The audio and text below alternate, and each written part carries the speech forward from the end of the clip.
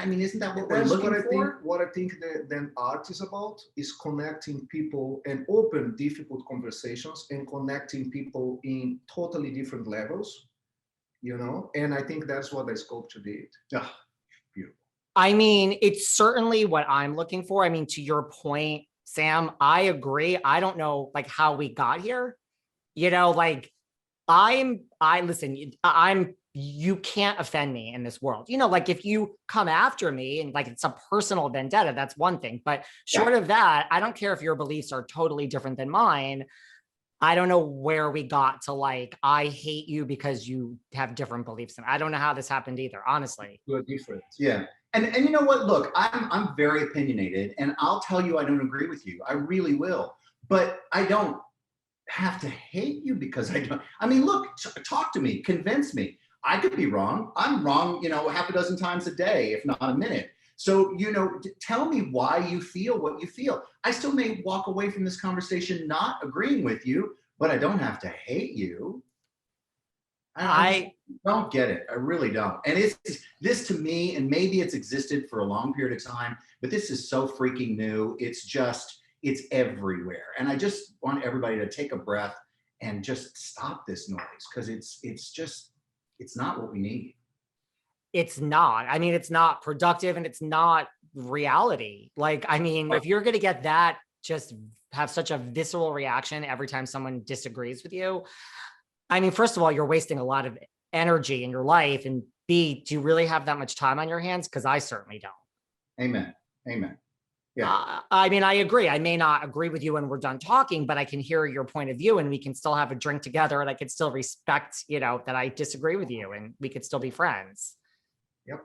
I mean, I grew up that way. You know, my dad was a Marine Corps colonel and very conservative. And we would sit at the dinner table and he would make us have these conversations where he would kind of tell you what your point was.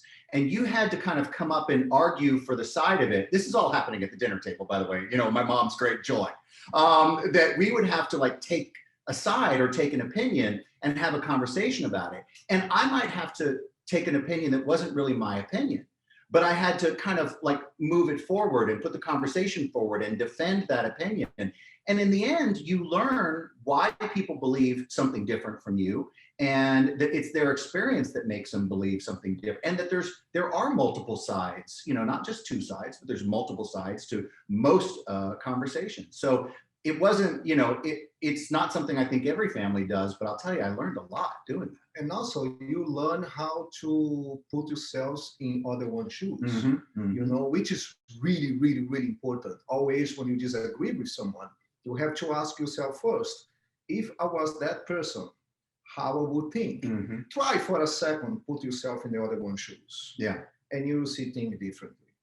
Totally. And a lot of it has to do with like someone's upbringing. And like, that's the thing. Like if someone really thinks something, how can you fault them for it? Like whether you agree or not, like they truly believe it, it's their truth. They're kind of being authentic to themselves. Right.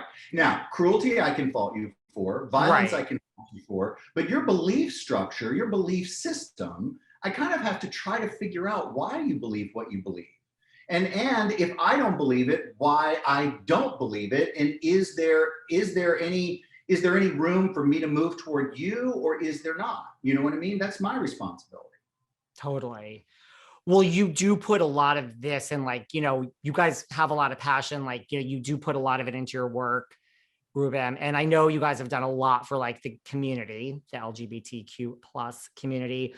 When you announced, Sam, that, you know, you were engaged, you were going to get married, I remember the headlines. There was these headlines all over. Sam Champion comes out. And I remember reading certain articles, you know, that you said, well, I mean, almost like you didn't know you had to come out. Like you didn't know this was really something you were hiding. Right? Yeah, well, I mean, there's a lot to that conversation. And again, you know, there's my perspective on it, and then there's a lot of other perspectives that are out there. First of all, I had the conversation when I fell in love, when I thought it was important, when I thought, you know, when we were about to be married. And I didn't really feel like it was a conversation prior to that. You know, it was kind of like I lived my life. I was out in New York. I had a house on Fire Island. You know, I mean, what do you want me to do? But you know what more? But the house on Fire Island, living in New York City. I mean, this is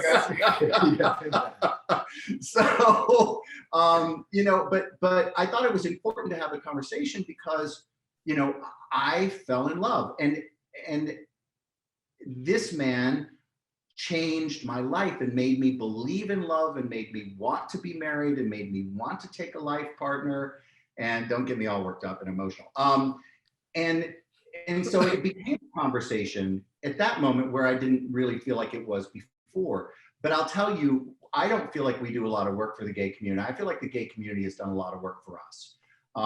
You know, when they started calling and saying, oh, we want to give you an award for, you know, what being in the newspaper as coming out. And I'm like, you know, you guys do this every day. I mean, these are battles. My battles weren't so hard, you know. Your battles are tough every day. I'm happy to have that conversation with you, and believe me, I'm impressed that you are being so kind to us. But they do the work. These organizations, the LGBT, after they want, no one is watching. Yeah, you know, they're defending us. Yeah, they fought for us. I mean, I was always selfish enough to believe I would have my life, you know, no matter what anybody believed. It was just like, well, I'm going to do what I want to do. But these organizations do the work, and they you know, they fight the battles, and they are in the courts, and they do all of that. They're the ones doing the work. They defend the people who have no voice. Right, exactly right. Like the kids who you know. Yep. Yes, and often, you know, not for, you know, clout, not for a lot of money. Often, you know, it's pure intentions. And what they do is so important. So and we talked about it, you know, if we can, you know, lend money, lend visibility, lend support to those organizations who do the work on the ground, happy to do it. You know, if that helps, tell me how we can help.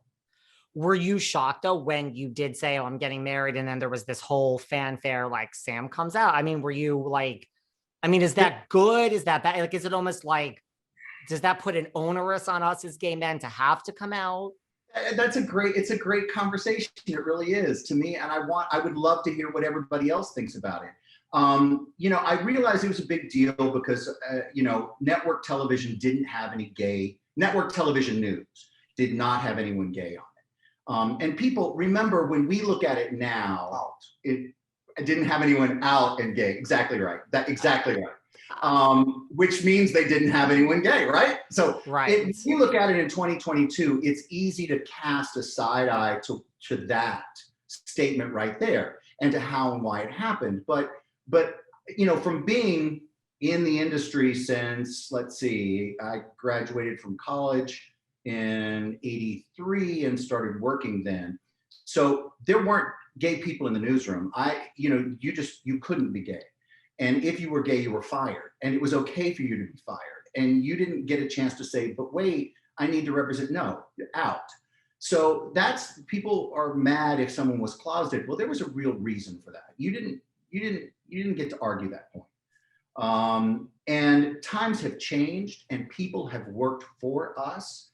I can't take responsibility for being the first out network, whatever it is, whatever subtitle that goes through that, you know, on TV, because there were people before me who fought and lost their jobs, who went through those battles, who made it easier for me. I just happened to be the one who was on TV and kept my job at the moment that it happened.